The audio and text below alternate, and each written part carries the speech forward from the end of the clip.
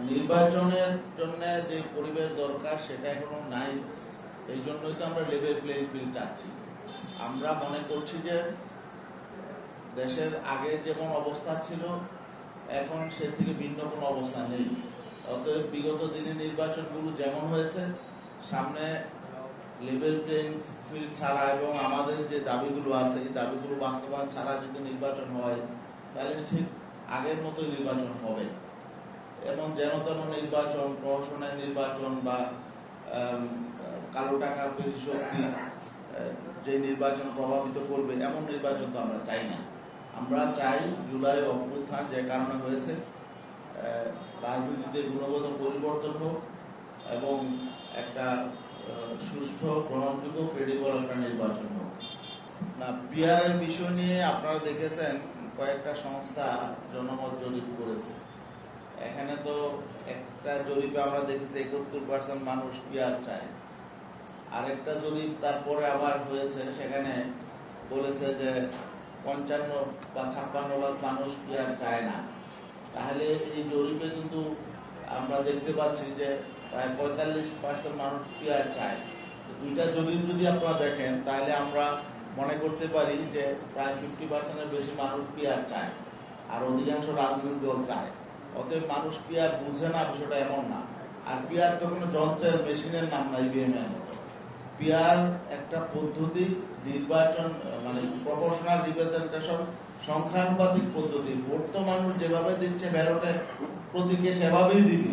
এটা নতুন করে তো বোঝার কোনো বিষয় না যে এটা নতুন করে মেশিন সম্পর্কে অভিজ্ঞতা অর্জন করতে হবে তারপরে মানুষ ভোট দিবে, তা না।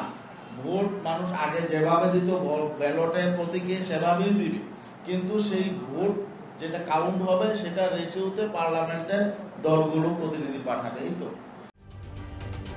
ঢালাইয়ে দৃঢ়তা, নির্মাণে নিশ্চয়তা। প্রিমিয়ার সিমেন্ট, ঢালাইয়ের রাজা।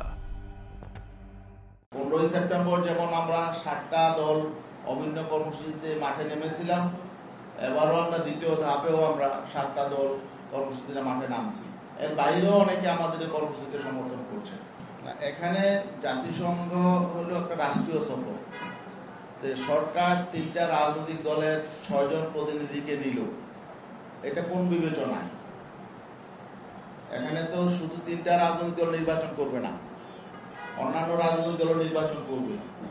অতএব সরকার নিজের থেকেই 3টা রাজনৈতিক দলকে প্রায়োরিটি দিয়েছে। এটার বার্তা তো জনগণের মধ্যে, প্রশাসনের সব জায়গায় চলে গেছে। আমরা এই বিষয়টাই উল্লেখ করেছি। সরকারের উচিত না এমন কোনো কাজ করা যে কোনো রাজনৈতিক দলকে সেখানে প্রায়োরিটি দেওয়া অথবা কোনো রাজনৈতিক দলের পক্ষে অবস্থান করা, এটা তো ঠিক নয়। এই জন্য আমরা বলেছি যে সরকারের নিরপেক্ষতা ক্ষুণ্ণ হয়েছে এবং তারা আসলে বৈষম্য করেছে। জাতিসংঘের অধিবেশনে 3টি রাজনৈতিক দল শুধু নিয়েছে কেন, কোন বিবেচনায়, এই ব্যাখ্যাও কিন্তু তারা দেয় নাই। তো এই জন্যই আমরা মনে করছি যে তারা এখানে পক্ষপাতহীন করেছে, বৈষম্য করেছে এবং নির্বাচনে এটার অবশ্যই একটা প্রভাব আমরা মনে করি পড়বে। আর এখানে একটা বিষয় আমরা পরিষ্কার করি, আমরা কারোর সঙ্গে জোট করি না। আমরা কিছু অভিন্ন দাবি নিয়ে এখন কর্মসূচিতে আছি। এই দাবিগুলো জনগণের দাবি। জনগণ এবং যারা জুলাই অভ্যুত্থান করেছে তারা রাষ্ট্র সংস্কার চেয়েছে, রাষ্ট্র মেরামত চেয়েছে এবং সেই জন্যই কিন্তু সংস্কার কমিশন হয়েছে, ঐক্যমত্য কমিশন হয়েছে। এখন যদি জুলাই সনদ বাস্তবায়ন না হয় তাহলে তো আসলে আমাদের জুলাই বিপ্লবটাই আসলে ব্যর্থ হবে। আমরা ব্যর্থ দিতে চাই না। আর আপনি যে বলেছেন জামাতে ইসলামের সাথে আমাদের জোট হয় নাই, আমরা কিছু ইস্যু নিয়ে এখন আন্দোলন করছি এবং আগামী জাতীয় সংসদ নির্বাচনে জনগণ চায় হলো দেশপ্রেমিক এবং ইসলামপন্থী শক্তি তারা ঐক্যবদ্ধ থাকুক। সে আলোকে হয়তো আমাদের নির্বাচনে একটা সমঝোতা হতে পারে।